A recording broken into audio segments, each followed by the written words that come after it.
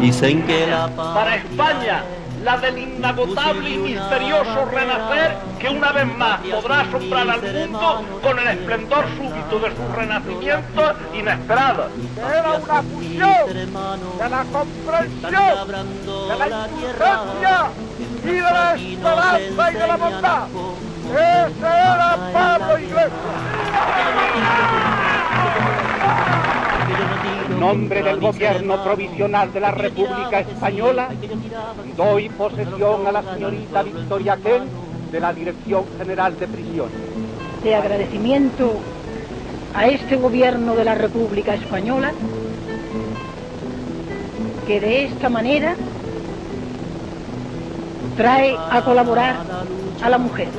Confiándome su representación cerca del gobierno de los Estados Unidos, la República Española entra hoy a formar parte de la gran familia republicana a la que pertenecen todas las naciones de América.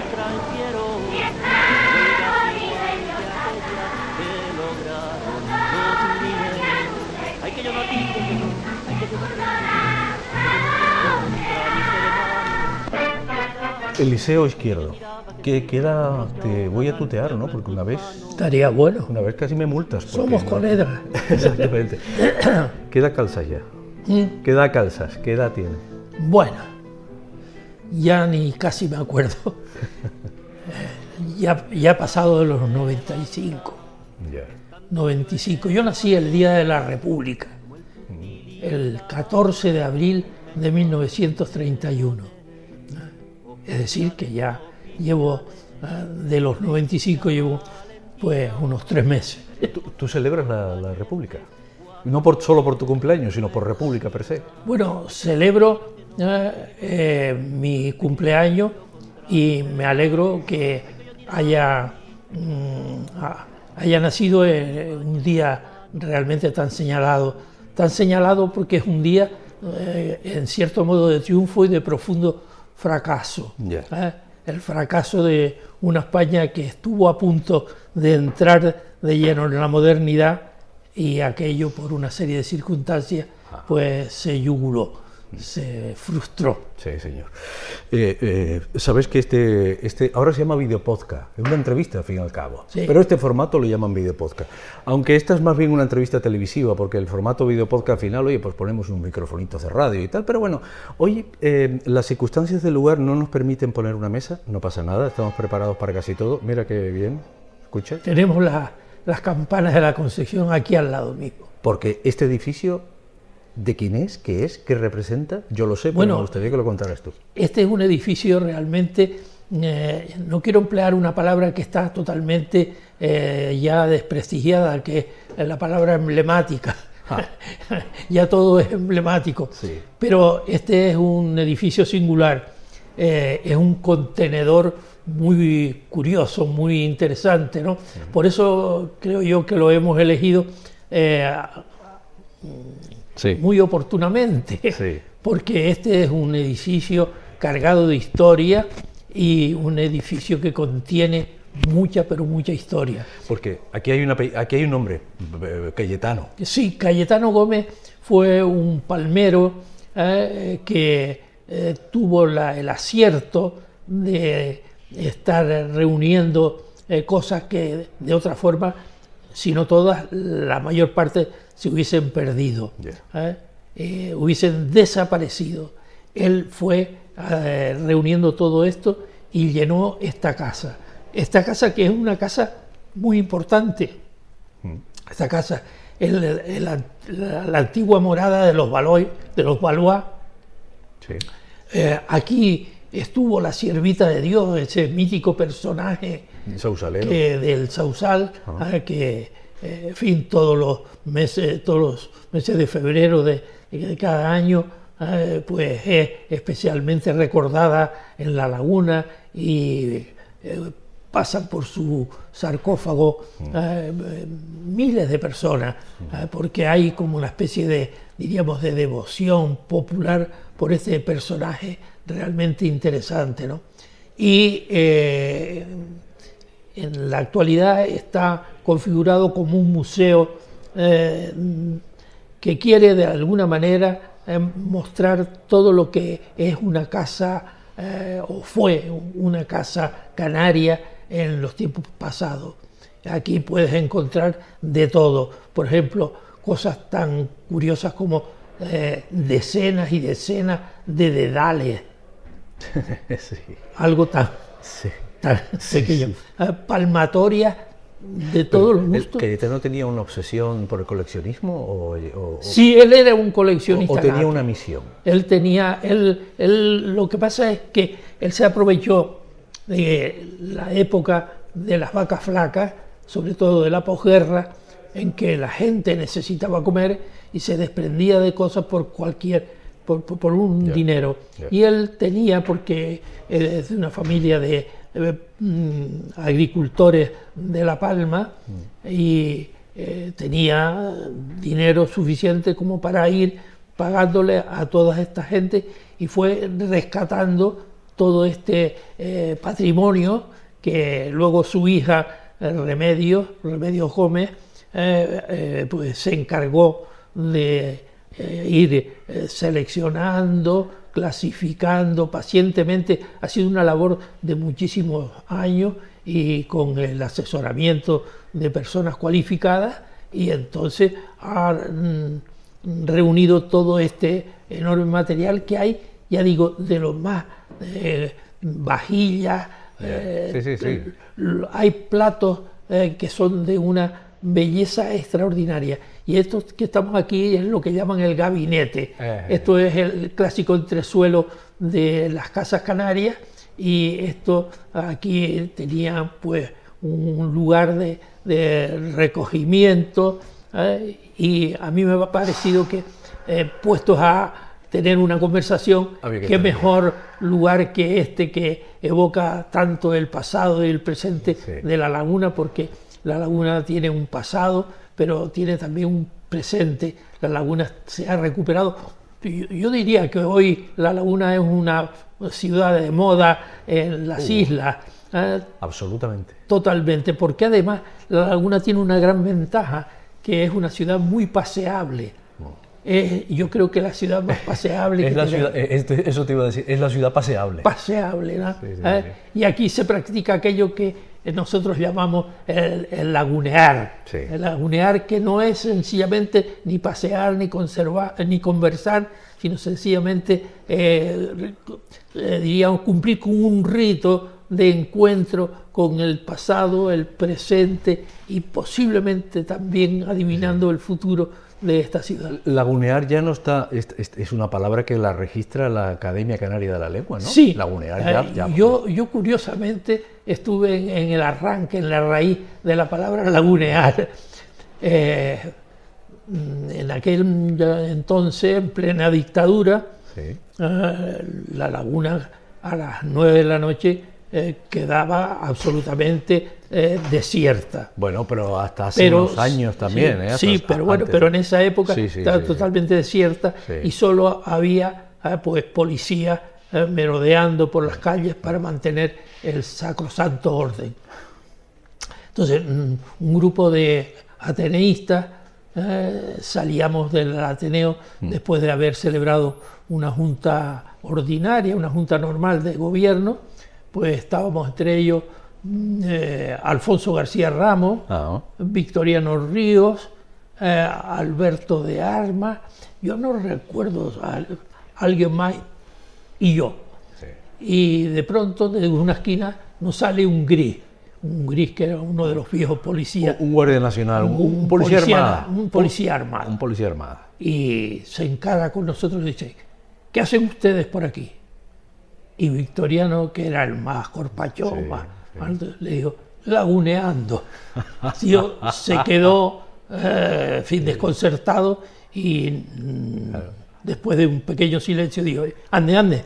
Claro. Y a ver, cuidadito, a ver, cuidadito con lo que hace. A ver cómo definía el guardia ese lagunear. Lagunear. Entonces nosotros nos reímos de la espontánea salida de Victoriano y a los pocos días, en un artículo, Alfonso, que hablaba de algo relacionado con la laguna, sacó la palabra la lagunear. Y ahí. Por vez primera apareció en letras de molde y a partir de ahí ha tenido ya un recorrido amplio, amplísimo. Sí. Ya no es lagunear, es laguneando, laguneante, y ya se han hecho exposiciones importantes sobre el tema de lagunear y la palabra ha cuajado felizmente, ha echado raíz, ha echado también brote y hoy es un elemento más del acervo cultural canario. Bueno, tú sabes que estamos aquí porque tenemos un encargo los dos de la directiva de la Asociación de Periodistas, ¿no? Exactamente. Que antes era de la prensa, ahora es de periodistas. Y me parece que eso es bastante acertado. Sí, bueno. Porque representamos al colectivo, o representan al colectivo, sí, ¿no? Y tú eres cronista oficial de La Laguna. Claro, cuando a ti te ofrecen cronista oficial de La Laguna, que eso fue el otro día, hace unos años, pero digamos que fue a ti te dicen, Eliseo, te lo damos porque tienes inquietud histórica, porque has escrito mucho La Laguna, porque eres periodista, porque eres un compendio de todo, o porque ya era hora. Bueno, a mí... ¿Y qué significa, perdona que te interrumpa, qué significa eso? Siempre me he preguntado, ¿qué es ser cronista de la ciudad? ¿No? Bien, trataré de explicar.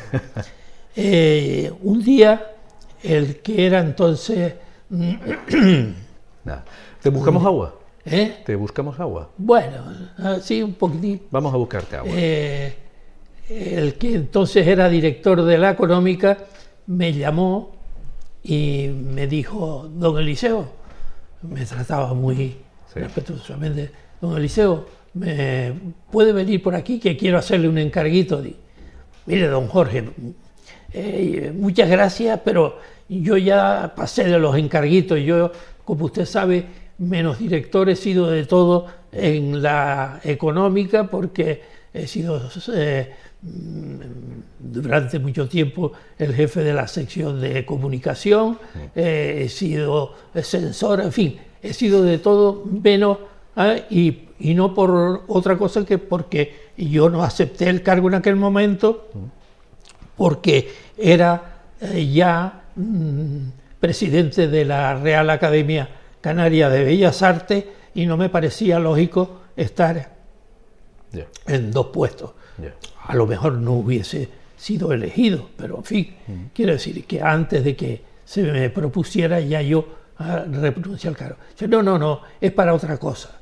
Entonces yo pues fui, me contó lo que pensaba y le dije, mire don, yo ya estoy amortizado, yo ya no estoy para estos trotes y tal. No, tal. Bueno, total, que digo, mire, haga usted lo que quiera. Y lo que hizo fue comunicar el acuerdo que la Económica tomó en aquel momento, comunicárselo al Instituto de Estudios Canarios, al Ateneo y algunas otras entidades.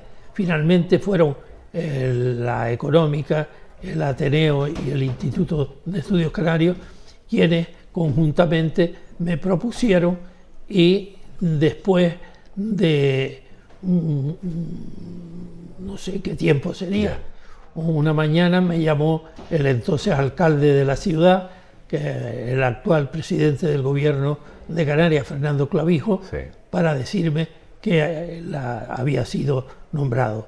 En fin, le agradecí su llamada, le agradecí el nombramiento y ya está.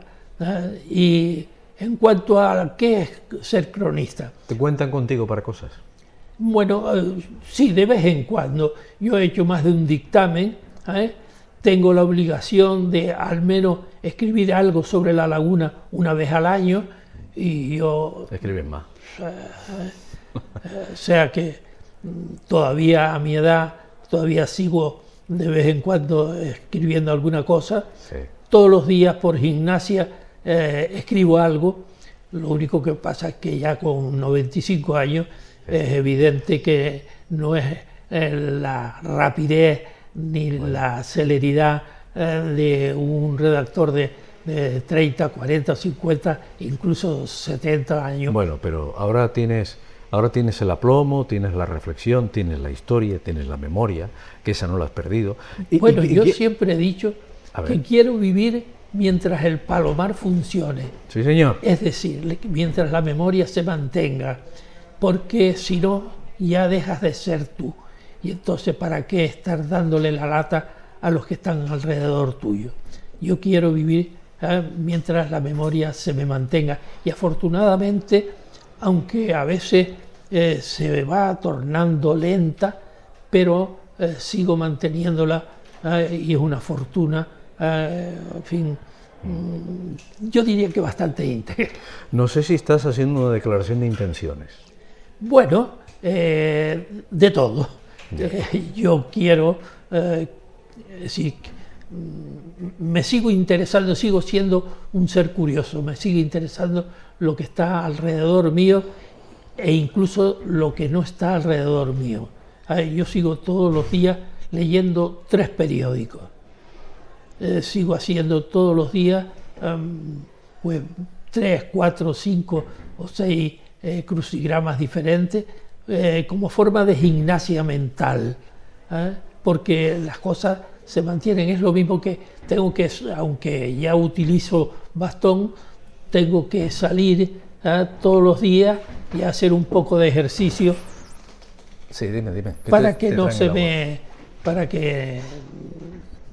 atrofie, bueno, no se me oxiden las bisagras. Sí, y parece que eso funciona. ¿Quién te está publicando ahora? ¿De prensa escrita quién te está publicando? ¿Quién te llama para publicar? Lo último que he publicado fue una cosa en el Diario de Aviso. Ya. Yo publicaba en el día, pero las cosas cambian. Las cosas cambian. Y siempre es conveniente renovarse. Bueno, ahora estoy metido en cosas que no son periodísticas porque quiero terminar, si es que logro hacerlo, ¿no?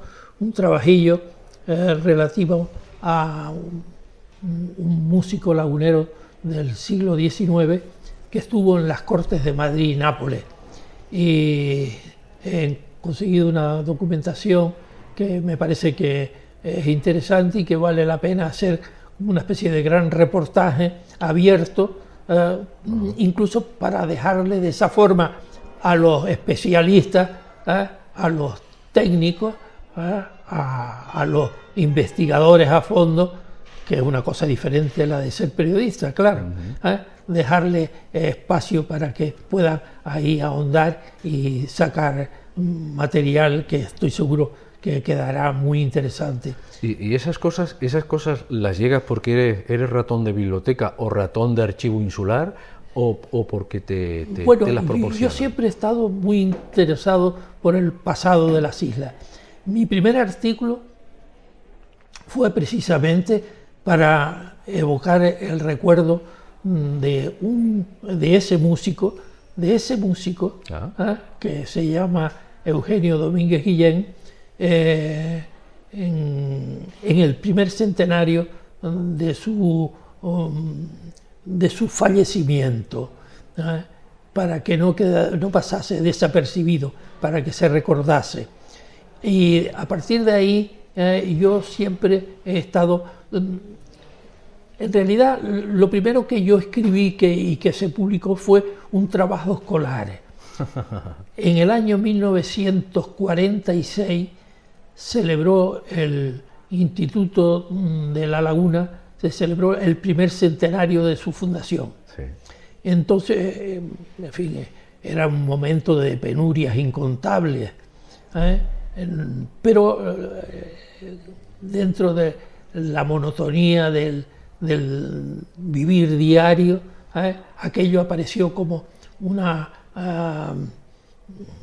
luz para celebrar algo que a todos nos tenía muy, muy cerca, ¿no? Y el entonces catedrático de literatura, que se llamaba don Pablo Pou Fernández, para entusiasmar a los mayores, entonces el bachillerato era de 7 años y reválida. Y una reválida curiosísima, es lo que se llamaba examen de Estado. Y en ese examen de Estado, en el que formaban parte catedráticos de la universidad, Sí. te podían preguntar, ¿qué digo yo?, desde cuántas patas tiene una mosca hasta qué es no sé, Un compuesto químico igual. ¿o? cualquier compuesto químico, ¿no? En fin, lo que fuese. Sí. Y era un problema de suerte, ¿no? Entonces, los 3 últimos cursos, o sea, quinto, sexto y séptimo, nos convocó don Pablo a un certamen literario. Y entonces hay que decir que aquí no había en esos momentos sino 2 institutos en Tenerife. El de La Laguna, que es el más viejo, y el de Santa Cruz, que nació ya en plena posguerra, cuando después de que el ingrato Orbaneja se llevó el instituto por su cuenta y riesgo, como hacían los gobernadores de la época, que eran virreyes, se lo llevó para Santa Cruz, y ante las protestas de la gente de La Laguna, pues hizo, en fin, logró que se retornase, se volviese a situar en La Laguna el instituto, pero se creó uno en Santa Cruz. Entonces, éramos muchos cientos de alumnos, unos cuantos cientos de alumnos, sí, los que estudiábamos en el Instituto de La Laguna. Y nos presentamos pues prácticamente todos. Y solo dieron 9 premios. Habla. Fueron premiados 9 trabajillos. Uno de poesía, otros de prosa. Y uno de esos 9 trabajillos Era el tuyo. era mío. Yo recuerdo el temblor que me invadió cuando oí el nombre de Eliseo Izquierdo, y tuve que llegar hasta la mesa presidencial en lo que se llamaba el Paraninfo del instituto, Ajá. el actual salón de actos, que es una de esas joyas escondidas como estas, Sí. que tiene La Laguna. Sí. Es de una hermosura extraordinaria. Estaba totalmente lleno de alumnos e invitados, y por fuera pues una cantidad enorme de gente. Y llegué allí, el premio fue igual para todos. Ah. Los 9 recibimos un librito de la colección de la editorial Ebro, con la edición de una obra de Francisco de Rojas, de Rey Abajo Ninguno, con un estudio introductorio del propio don Pablo Pou, lo cual quiere decir que a don Pablo, por haber hecho ese estudio, debieron de pagarle algo y haberle dado una serie de libros, y nada mejor que dárselo a estos alumnos suyos. Pero lo interesante de eso es que don Elías Serra Raffol, que fue ilustre maestro mío, don Elías Serra era en esos momentos el rector accidental de la universidad, y como tal recogió esos 9 trabajillos en un opúsculo del que naturalmente conservo uno. Lo recordaba esto cuando ingresé en la Academia Canaria de la Lengua, con un trabajillo que me lo acaban de publicar, y que, en fin, Yeah. me olvidé, tenía que haberlo traído, una cosa que se titula Una pirueta de Nijota entre la lírica y el humor. Librillo que Nijota volvió a hacer una de las suyas, con el mismo humor y la misma gracia, porque en la portada, en la cubierta del librillo, son unos 100 páginas, no llega, me parece que son 97 o 98 páginas. En vez de decir una pirueta de Nijota entre la lírica y el humor, aparecía una piruleta de Nijota. Con lo cual, los señores de la academia estaban como diciendo, caramba, usted perdón, digo, no, estoy divertidísimo, porque Ani, estoy convencido de que Nijota sigue haciendo de la suya, porque Nijota cuando estaba, por ejemplo, con un grupo de amigos, y de pronto se le venía una idea a la cabeza, tenía la costumbre de dar una vuelta a una pirueta, así, giraba sobre como el Eureka, ¿no? Así, y se le iluminaba la cara. Y era graciosísimo, ¿no? Porque además no lo disimulaba. Nijota era un personaje entrañable, irrepetible. Yo lo traté mucho, y la verdad es que don Juan era, yo siempre lo llamaba don Juan. Don Juan, por respeto, por afecto, por cariño, y él me tenía a mí pues bastante aprecio, porque además los dos éramos laguneros y a él le gustaba saber qué eran las cosas de la laguna. Él vivía en Santa Cruz, yo vivía en la laguna, yo bajaba entonces en guagua. ¿Tú trabajas de telegrafista durante mucho tiempo? Bueno, sí, yo fui, y lo primero que yo hice fue, bueno, lo primero no. O sea, yo estaba estudiando bachillerato. Sí. Cuando a mi padre lo cesaron en su empleo por edad, pues mi padre era un señor ya mayor, y claro, había que comer. En aquella época eso de la jubilación era una entelequia. Claro, Y había que, al día siguiente de jubilarse, había que seguir poniendo el potaje al fuego. Sí, señor. Y entonces, pues, tanto yo como mis dos hermanas mayores, mis tres hermanas mayores, pues tuvimos que dedicarnos a trabajar, porque además, por entonces, cualquier trabajo era una miseria. Tú eres bachiller y te pasas la prueba. Pero no, yo tuve que interrumpir el bachillerato. Amigo. Yo dejé el bachillerato en el penúltimo curso. Yeah. No, en el último curso, sin hacer la reválida. Ya, pero porque tenías que traer los garbanzos a casa. Claro, por esa razón. Claro. Yo tenía que trabajar. O sea, yo lo entendí perfectamente, que mis padres me dijeran, mira, tienes que dejar esto porque tenemos que comer. Pues mira, pues hay que hacer esto, ¿no?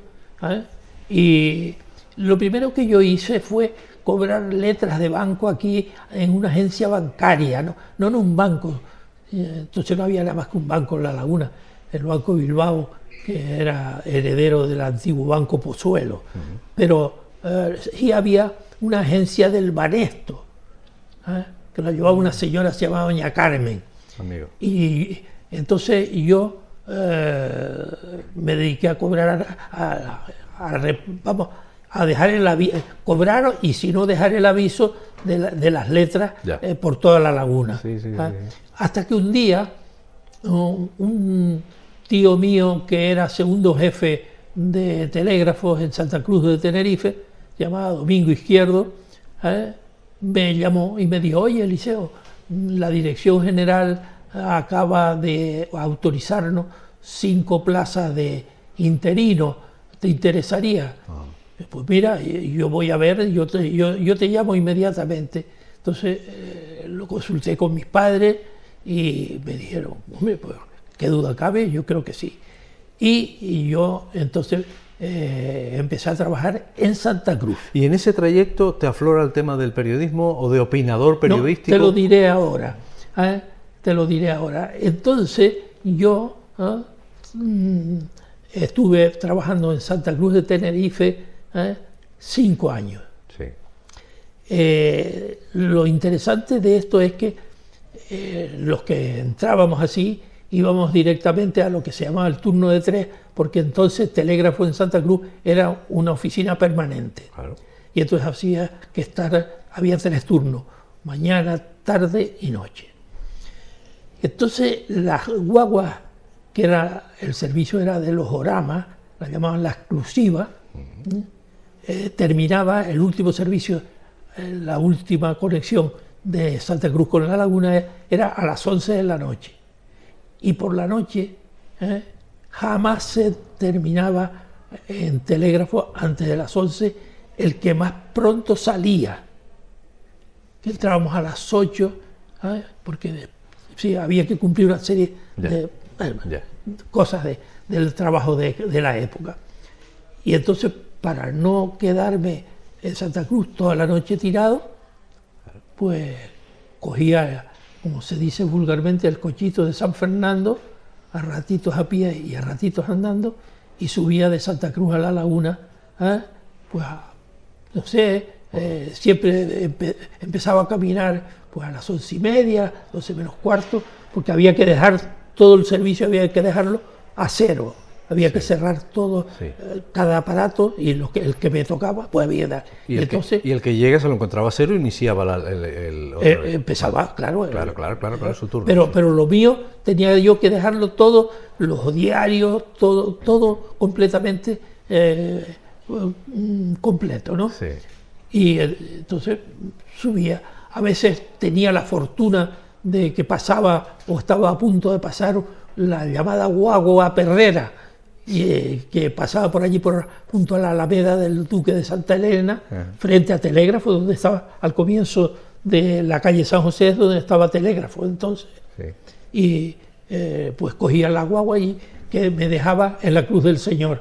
Pero si no había esto, pues había que subir, y luego por la Cuesta de Piedra llegaba a la laguna a las 2, 2:30, 3, depende. Sí. Y esto así, primavera, verano, otoño, invierno, durante... O sea que si al otro día te tocaba turno a las 8 de la mañana, dormías poco. Bueno, dormía porque al día siguiente lo tenía todo libre. Bueno, Y entraba por la tarde. vale.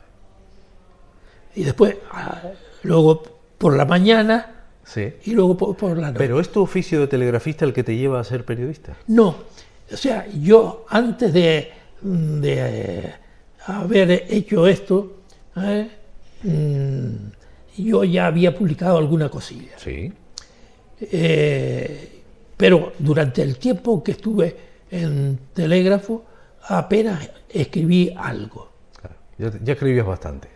Entonces, sí, no, porque era un trabajo muy. O sea, había días que era agobiante. Y secreto profesional, porque ahí, claro, imagina, habrás escrito lo que no se puede contar, o se podrá contar ahora, pero no se podía contar. Bueno. Pero no, es que nos van a cerrar el museo, no podemos hablar de Zanek. Eso tiene una historia. Claro, que eso tiene una entrevista. Los mensajes que mandaba la gente y lo que tú recibías y lo que tú escribías. Porque te imagino más de una vez diciendo, ¿seguro? Bueno, por ejemplo, una señora que una vez me puso un telegrama, decía: lamento pasen felices Pascuas. Otra que publicó, dije: nos congratulamos con vuestro dolor. Claro. Recuerdo especialmente algo que me impactó, que fue un idilio por telégrafo entre dos homosexuales, uno en La Laguna y otro en Cádiz, y eran verdaderos poemas de una belleza extraordinaria. Era un amor como platónico, Qué bello. pero bellísimo. Hasta que un día aquello se cortó y ya yo no supe más qué es lo que pasó.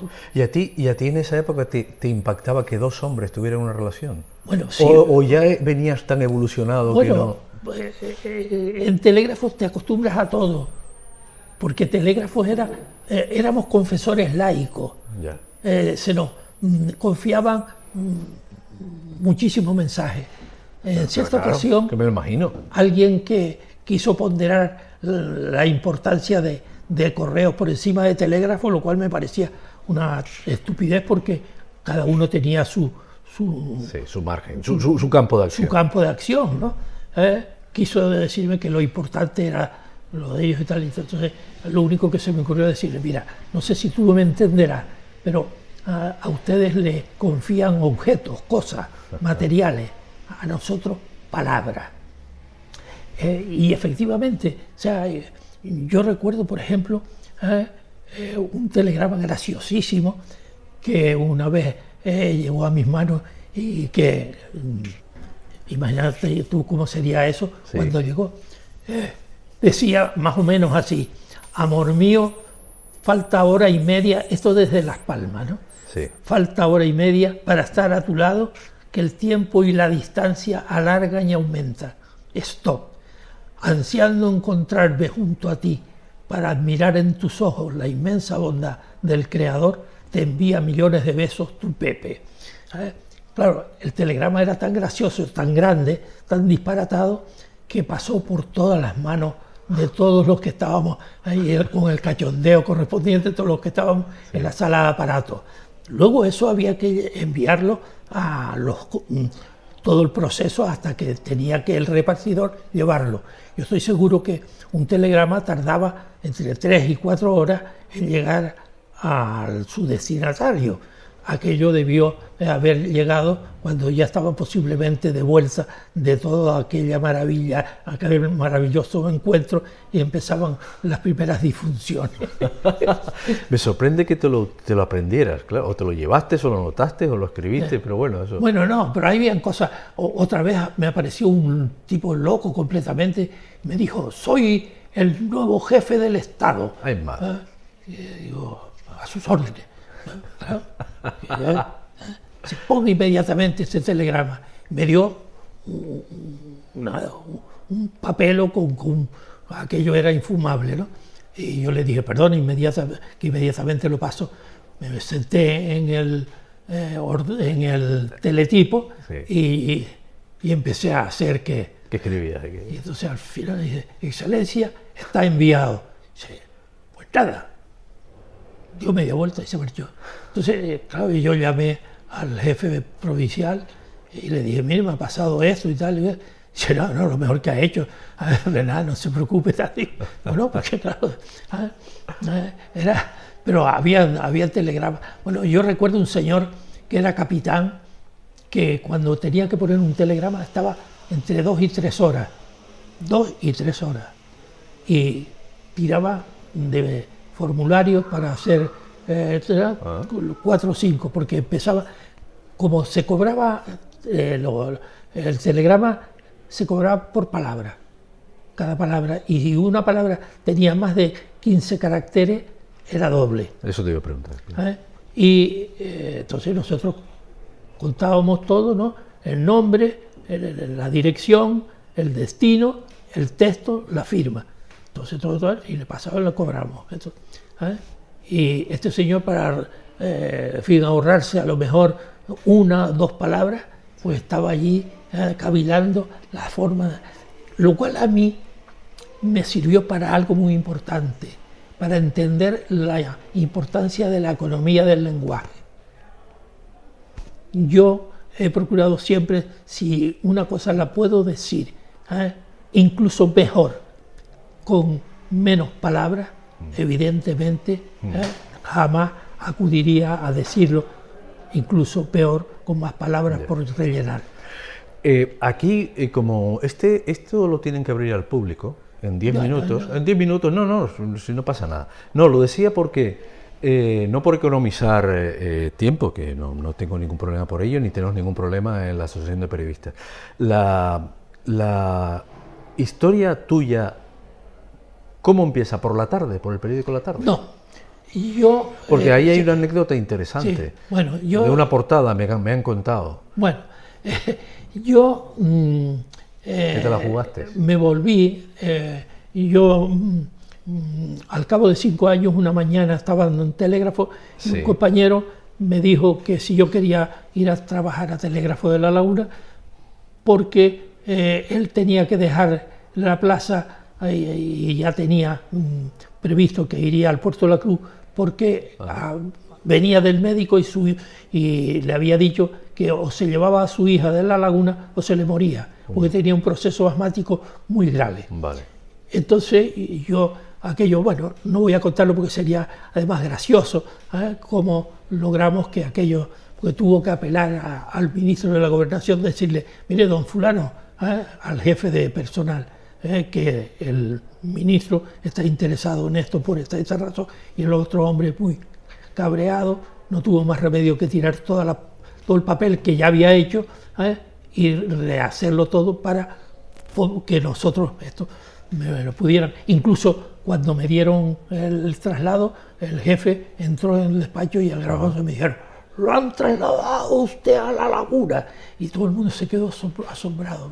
Bueno, yo vine a La Laguna. Entonces un día mi nuevo jefe, que era don Pedro Suárez, que fue para mí como un segundo padre, un día me dijo, a los pocos de estar yo trabajando, oye, Eliseo, ¿y a ti no se te ha ocurrido reemprender los estudios? Porque él sabía de mi, en fin, de cómo yo me había ido manejando.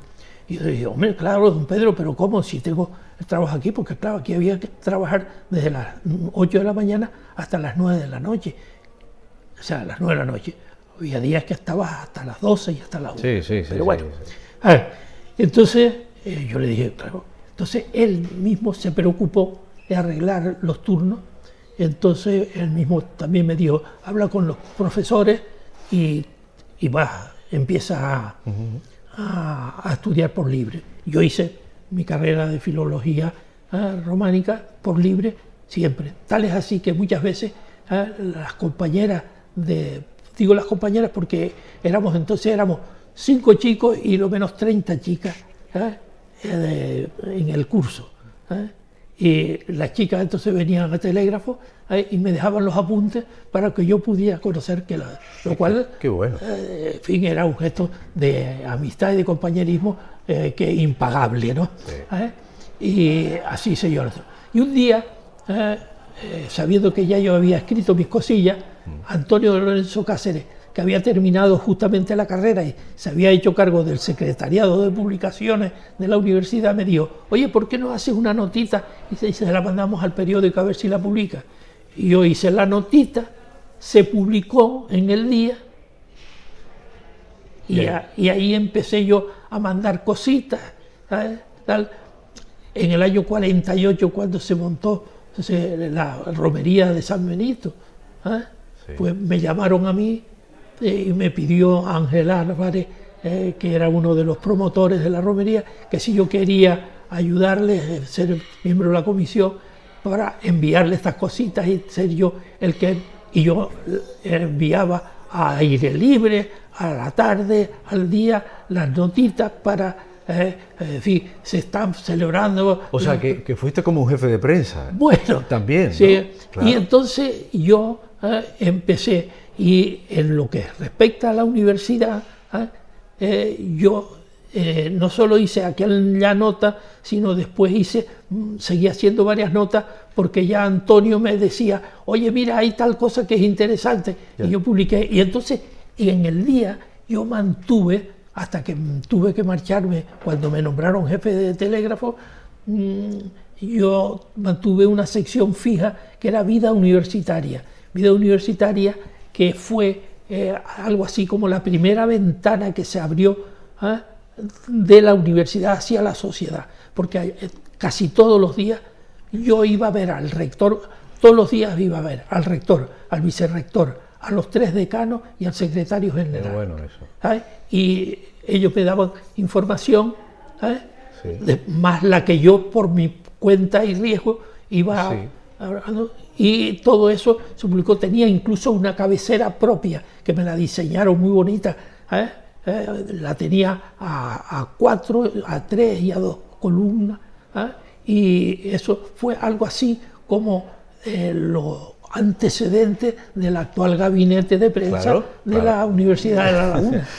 Y por el que me dieron a mí el 10º premio Alonso Navalgrimón de Alumni de La Laguna. Todavía.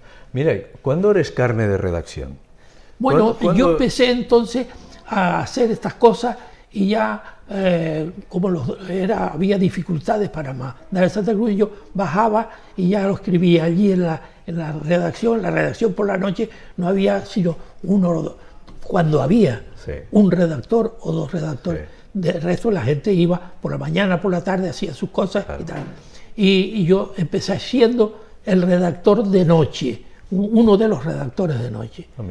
Yo me acuerdo que cuando se produjo el grave accidente en el que perdió la vida el magistrado Tejedor, el padre de Marisa, en el Teide, estuvimos hasta cerca de las 3 de la madrugada intentando comunicar con el refugio de Altavista, con aquel teléfono de manubrio de aquella época, para obtener noticias y poderlo publicar. Y yo estuve con Salcedo hasta esa hora.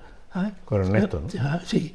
Y yo por entonces hice eso. Después Salcedo me encargó también, como yo vivía en La Laguna, la información del aeropuerto. O sea, estaba el puerto lo primero y luego aquí los rodeos. Y yo iba todos los días a los rodeos, tomaba nota de los 3, 4, 5, media docena de aviones que venían o salían. Empezaban los de turismo y tal y cual. Sí. De vez en cuando venía algún personaje importante, lo pescaba y le hacía unas preguntitas y tal, y mantuve todo eso. Eso fue hasta que tuve que dejar el día. Yo dejé el día en el año 69, cuando al jubilarse don Pedro, pues me dieron a mí Sí. Oye, hay una cosa del aeropuerto que me llama la atención.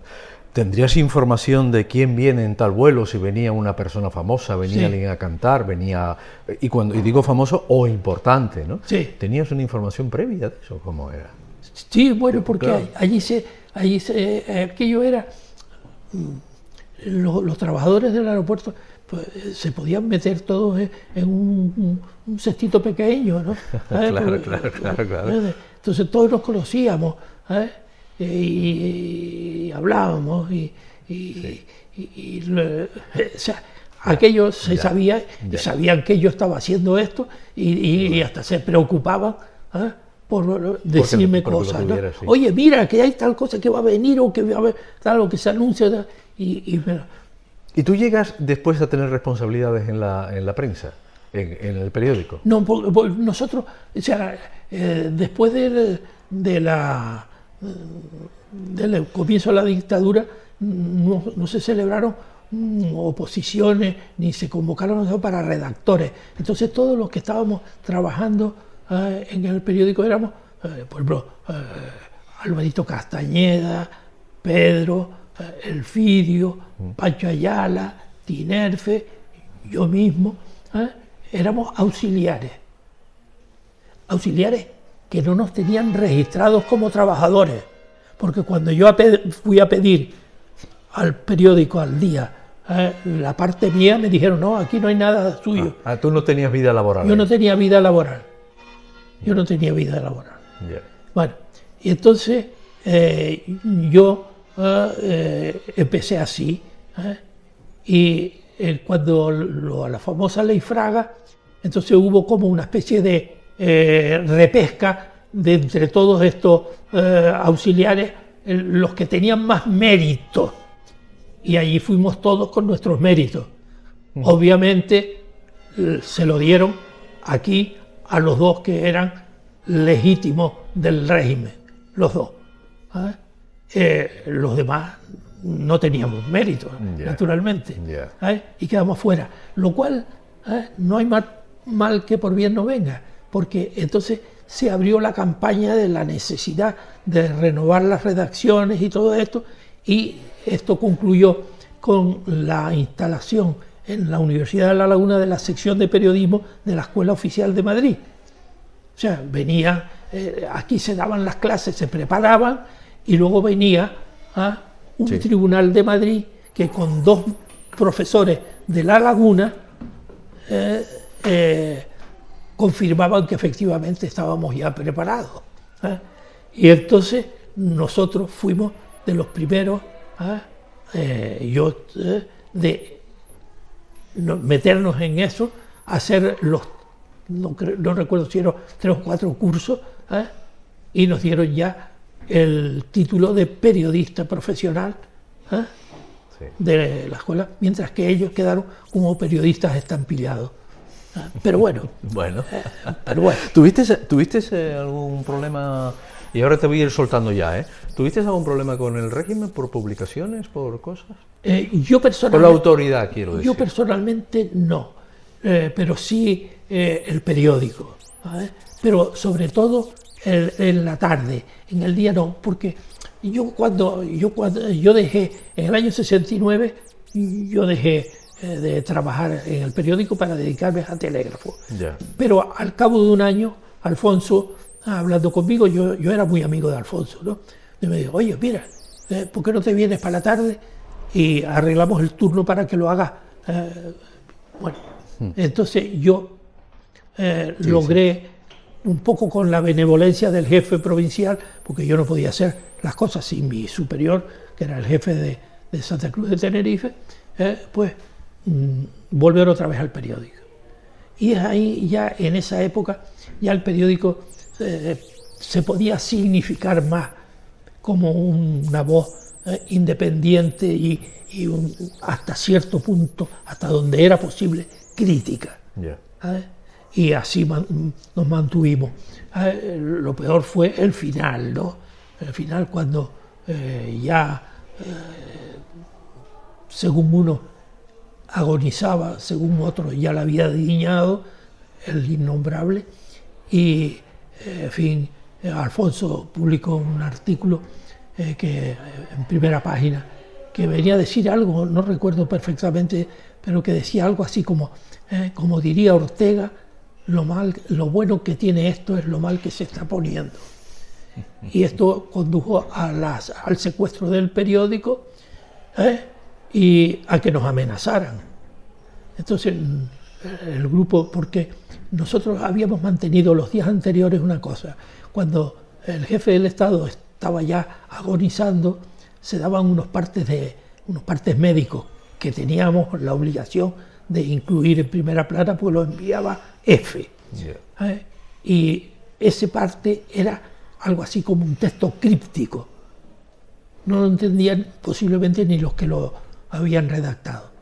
Pero entonces nosotros teníamos dos amigos médicos que eran Alberto de Armas y Victoriano Ríos.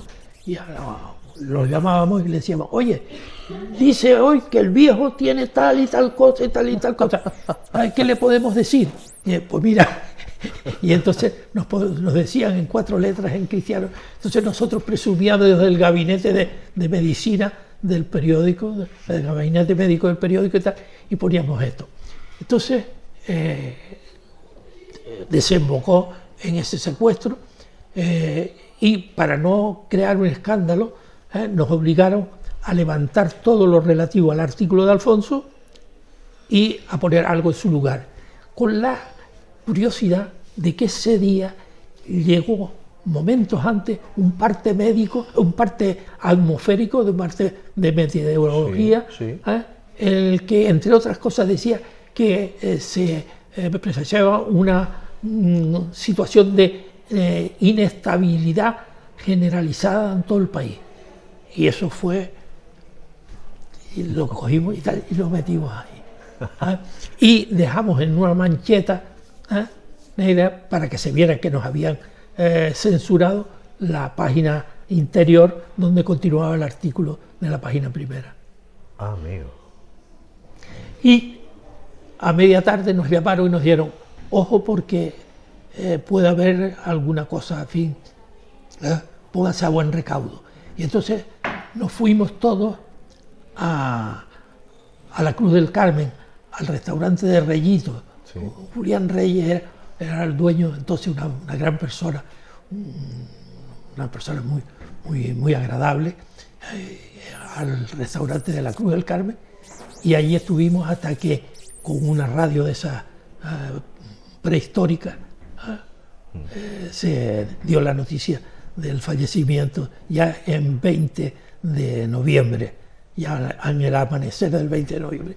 Entre tanto, pues nuestras respectivas alarmadas, llamándose unas a otras a ver si sabían algo, porque claro, entonces no había móviles. Y no sabían dónde habíamos ido nosotros a parar.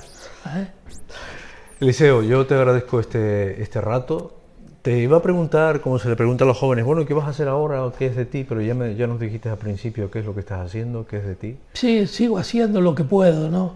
Me canso mucho. ¿Quieres mantener el Palomar sano? Sí, no, abierto. Que entren y salgan la idea. Es lo más importante. Y bueno, he sido sencillamente, yo lo he dicho alguna vez, un modesto obrero de la palabra. Creo que eso me define. No he querido protagonismo, no los he tenido. Soy un hombre humilde que ha tenido conciencia de que fue de la generación de los niños de la guerra, que tuvo que no organizó aquella sangrienta zarabanda, pero que padeció en carne viva sus trágicas consecuencias. Y ¿a quién le vas a pedir tu cuenta de eso, no? Pero aquí estamos, seguimos batallando. He sido testigo de la mayor transformación que se ha producido en la historia de la humanidad en los últimos milenios, porque de curarte una angina con un estoperón con azul de metileno a los métodos antibióticos acelerados de hoy es asombroso. De curarte poniéndote esto con sanguijuela a lo que sea, y en fin, he tenido además graves problemas en mi vida, en fin, he tenido un cáncer de colon hace ya 25 años, estoy celebrando el cuarto de siglo de ese cáncer. Sí. Se me fue una niña de 8 años y eso no se me olvida en la vida. No. Y los padres no podemos superar la vida de nuestros hijos, ¿no? Y en fin, he pasado por muchas cosas, he tenido momentos felices, he tenido momentos durísimos y en definitiva esa es la vida humana. Sí, pero tú no te sientes amortizado todavía. Me he creído siempre amortizado, pero he procurado no serlo del todo, porque eso sería claudicar, sería tirar la toalla. Tienes que mantenerte, aunque sea a contramarea, porque si no, sí que estás perdido, y perdido además irremisiblemente. Hay que evitar que se cierren las puertas del palomar. Te doy esta mano, que la tengo libre, la izquierda, qué casualidad. Qué casualidad. Aprietas fuerte, ¿eh? Muy amable, Eliseo. Nada, encantado. Gracias. Gracias por traernos aquí, gracias por tu amistad y gracias por dejarte preguntar. Bueno, creo que hemos hablado menos de periódicos que de otras cosas. No, pero bueno. Pero has sido el hombre de la generación del telégrafo hasta la del WhatsApp. Que esa está bien. Sí. Que esa también está bien. Es curioso, hay una cosa que es curiosa, que es que nosotros en telégrafo, todos los adelantos sí. Los pasaban por el telégrafo antes que se generalizaran. O sea, nosotros éramos la plataforma de prueba. De prueba. Por ejemplo, que te digo yo, el FA, sí. el TAG. Eso empezó por ahí todo. Todo eso. Hoy yo tengo un móvil. Sí. Y tengo un ordenador. Del ordenador no sé ni quiero saber más que escribir y recibir. No sé nada más. Y del móvil, tocar para oír. Y responder. Y saber que hay esto que dice contacto. Sí. Yo no sé, por ejemplo, grabar una conversación. No me ha interesado. Porque ya eso no es mío. Ya eso ha desbordado mi campo. Ya yo estoy fuera de esa órbita. Y no me preocupo. Me interesa más, por ejemplo, seguir, quizás eso sea, no sé por qué, pero me interesa, por ejemplo, leerme todos los días los periódicos.